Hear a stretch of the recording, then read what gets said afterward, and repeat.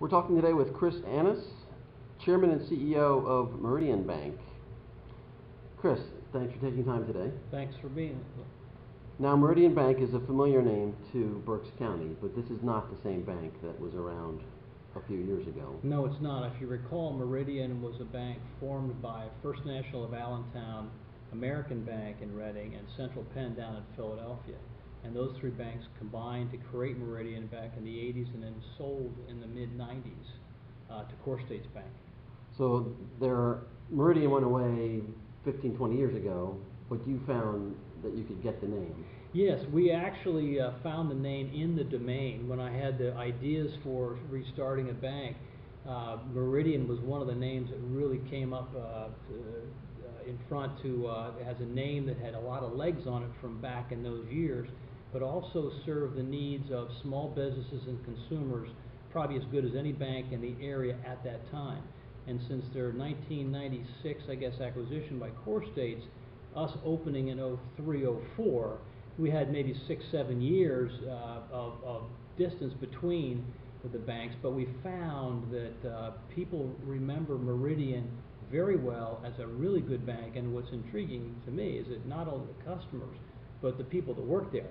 You know, Sam McCullough will come and see him at a PA Bankers Convention, you know, put his finger and say, "You ought to take care of that name. That was a great name." And he's really proud of it, and we try to maintain that tradition. Now, you're based where? In Malvern, PA is our corporate headquarters. Just moved there about 4 months ago. And you said you formed back in '98? We formed Meridian in 2003. We got our doors open in July of 04, opening up in Dalesford, PA, and moved a couple miles down the road to Devon for the last 6 years. And then I said just 4 years ago, 4 months ago, moved to Malvern. And talk about what the environment is now for small community banks. What I keep hearing is that it's a tougher go. You need economies of scale to deal with compliance issues. What's your take? Well, I think the community banks, the well-run community banks, can sustain themselves through some of these changes that Dodd-Frank and other the regulatory issues are going to bring on. You need to always watch your loan portfolio. That's the most important. Gather deposits from the local area and continue to serve your community. And I know that a bank could, at $100 to $150 million in asset size, can be profitable and run well. And there are those examples all over the country. The new compliance initiatives from the government resulting from the downturn are going to crimp into that profitability a little bit, but they still can sustain. We're about $480 million in assets right now. We made a little over $4 million last year. We'll probably make $5 million this year. So I think we're a pretty good example of someone that's sort of adjusted to the new world and been successful. And what's your strategy been for doing that? Strategy has really been to serve the small business market. We don't have a lot of branches. We really have just 3, and we're closing one that's local to our area, because what we do is, when the small business person comes to our branch, we hand them a check scanner, which everybody uses now, and we teach them how to bank online, and we ask them to call in for questions rather than having to drive all the way to the branch. We're really about ease of use, to try to let the business owner concentrate on sales, marketing, operations within his business, and let the banking to us. So we're very accessible on the phone, on emails, on texts, and other things.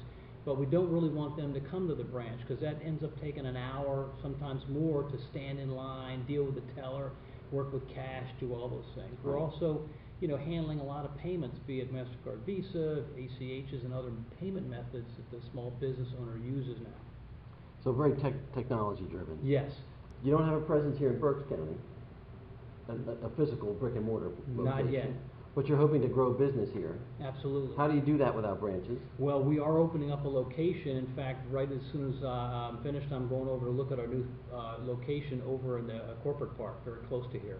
We have 2 individuals, one that has been in the area for 30 years, another we just hired from a local competitor bank in Reading, that we're going to man that office with. I wanted to ask you, back in October, the FDIC issued a consent order What was the gist of their concerns, and how have you responded to that since the order came down? Well, it was really a compliance-related order rather than something that was related to the safety and soundness of the bank. You know, compliance as opposed to a loan problem, deposit issues. We had gotten into business that really was working with third parties in the merchant processing business. Quick history, 30 years ago, the credit card's invented. They need a big box to swipe the card, take it to the retailer. The retailer wants to call at 10 p.m. at night, my box isn't working, can somebody come fix it? The bank said, we really want this, so we're going to give it to a third party to do that. Third party called ISOs, Independent Sales Organizations, and we dealt with a number of those. And with the federal, initiatives towards trying to track money in a better way, they didn't want us to deal with third parties anymore. So there was a number of banks that incurred these warnings, these orders, because of dealing with those third parties. Now, we had at the time about 15, maybe dealing with 14,000 merchants. We're entirely out of that business now.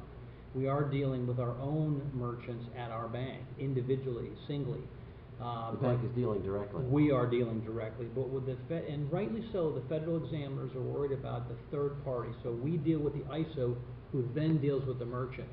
And sometimes that ISO isn't as diligent as watching that merchant as they would like. And so we've gotten out of it. We agree with it, and we're well on our way to complying with all the facets of that order.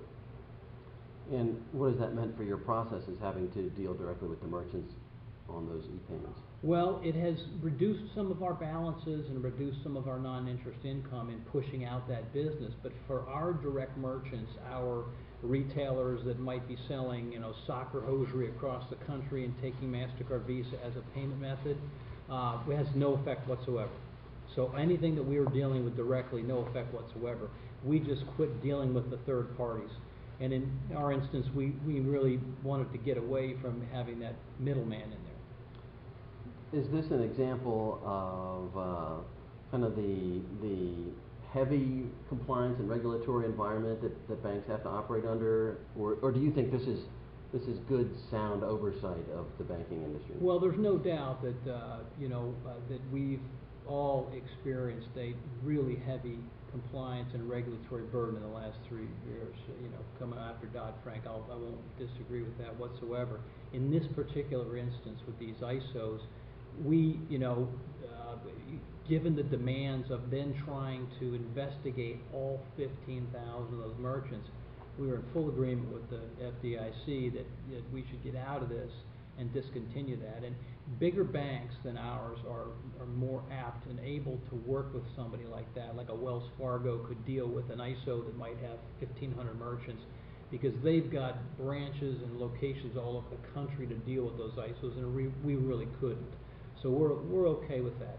But I would say to you that the regulatory burden from things like that and some of the more onerous things that we have to do is going to be difficult. We had one compliance person 18 months ago. Now we have 3.5, and so those types of things are going to slow down the banking world a little bit. And I'm sure it has some kind of impact on what resources are dealt with, making loans to small businesses and all. So somewhere in there, there's going to be a balance to this.